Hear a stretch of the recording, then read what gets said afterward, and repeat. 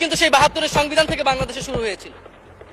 এবং সবচেয়ে ইম্পর্টেন্ট, এই সংবিধান হচ্ছে মুজিববাদী আদর্শ দ্বারা রচিত হয়েছিল মাননীয় স্পিকার।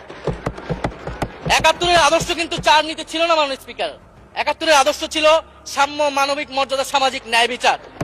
72-এর সংবিধান এসে বলা হলো জাতীয়তাবাদ, বাঙালি জাতীয়তাবাদ, ধর্মনিরপেক্ষত্ব, গণতন্ত্র এবং সমাজতন্ত্র, এবং এটার বিরুদ্ধে বিদ্রোহ করেছিলেন মেজর জিয়াউর রহমান। মাননীয় স্পিকার, আজকে বিএনপি তার ফান্ডামেন্টাল জায়গা থেকে সরে যাচ্ছে মাননীয় স্পিকার।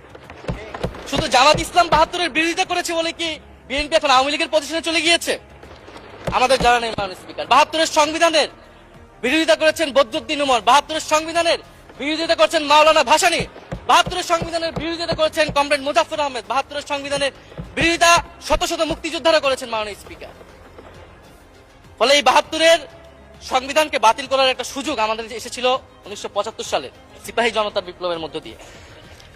জিয়াউর রহমানের এটা একটা ঐতিহাসিক ভুল বলবো মাননীয় স্পিকার, তার প্রতি সম্মান রেখে, যে আমরা সেই সময় সেই অপরচুনিটি মিস করেছি। আমরা একটা গণপরিষদ দিয়ে নতুন সংবিধান করতে পারি না, এবং এই অপরচুনিটি আমরা এই 24-ও মিস করেছি এবং এখনো করতে যাচ্ছি মাননীয় স্পিকার।